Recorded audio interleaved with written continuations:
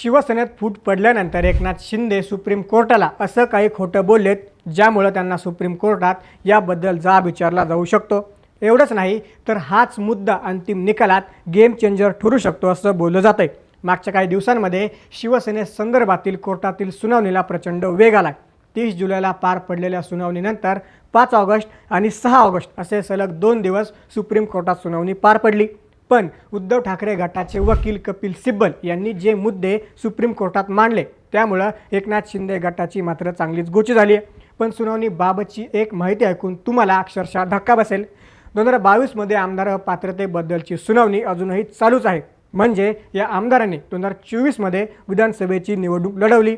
यातील अनेक आमदार पुन्हा निवडून देखील आले, पण अजूनही आमदार अपात्रतेची कारवाई सुरूच आहे। यात कपिल सिब्बल यांनी सुप्रीम कोर्टात निवडणूक आयोगाच्या कारभारावर जो काही आक्षेप घेतला त्यावर स्वतः सुप्रीम कोर्टाने सुद्धा निवडणूक आयोगाला झापलं। निवडणूक आयोगाने एकनाथ शिंदे गटाला शिवसेना पक्ष आणि चिन्ह देण्याच्या निर्णयावर कपिल सिब्बल यांनी जोरदार आक्षेप घेतला। 2018ला उद्धव ठाकरेंनीच एकनाथ शिंदेंना शिवसेना नेतेपद देऊ केलं। पुढे याच घटनेच्या आधारे एकनाथ शिंदे आमदार झाले आणि पुढे मंत्री देखील झाले। पण पुढे हीच घटना नाकारून निवडणूक आयोगाने एकनाथ शिंदे गटाला शिवसेना पक्ष आणि चिन्ह दिलंच कसं असा थेट प्रश्नच त्यांनी सुप्रीम कोर्टाला विचारला। पण यावेळी त्यांनी एकनाथ शिंदे गटानं जेव्हा शिवसेनेत पक्षात फूट पडली तेव्हा कोर्टाला एक खोटी माहिती दिली होती असं कपिल सिब्बल यांनी सांगितलं।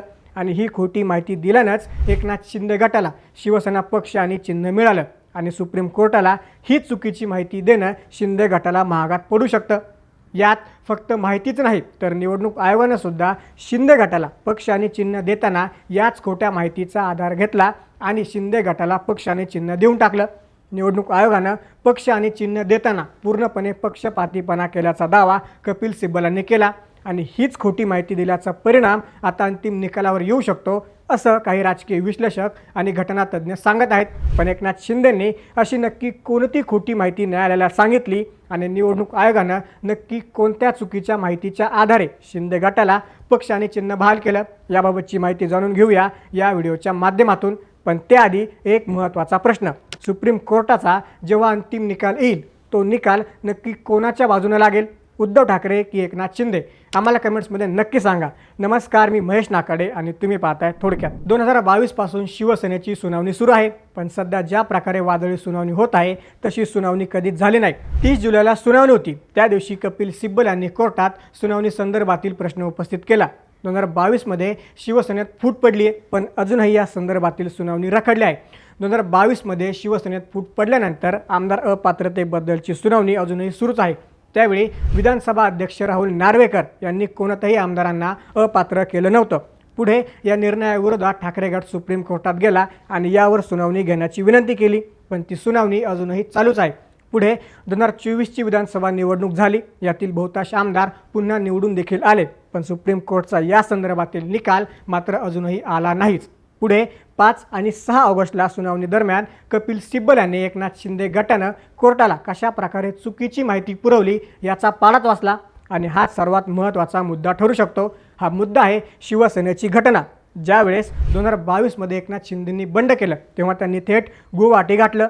पुढे गुवाहाटीत शिंदे गटाची एक महत्त्वाची बैठक पार पडली। सिब्बल यांनी 26 जुलै 2022 रोजी पार पडलेल्या एका बैठकीचा दाखला देऊन शिंदे गटाचा बनाव उघडा पाडला। या बैठकीचं अध्यक्षपद स्वतः एकनाथ शिंदे यांनी भूषवलं होतं। त्यावेळी त्या बैठकीत एकनाथ शिंदेंनी चक्क शिवसेनेच्या घटनेत बदल केला। 2018 मध्ये उद्धव ठाकरेंची शिवसेनेचे पक्षप्रमुख म्हणून फेरनिवड झाली होती। त्यावेळी राष्ट्रीय कार्यकारिणीत 160 सदस्य होते। त्यावेळी सर्व सदस्यांनी उद्धव ठाकरेंना पाठिंबा दिला होता। पुढे गुवाहाटीत झालेल्या बैठकीत एकनाथ शिंदेंनी ही 2018ची घटनाच बदलून टाकली। पुढे जेव्हा हा सर्व विषय न्यायालयात गेला तेव्हा एकनाथ शिंदे गटाने न्यायालयाला अशी माहिती दिली की शिवसेनेची घटनाच अस्तित्वात नाही। तसंच जेव्हा निवडणूक आयोगानं पक्ष आणि चिन्ह शिंदे गटाला दिलं तेव्हा निवडणूक आयोगानं शिवसेनेची 2018ची घटनाच पूर्णपणे नाकारले। निवडणूक आयोगानं चक्क असं सांगितलं की शिवसेनेची 2018ची घटनाच आमच्याकडे नाही।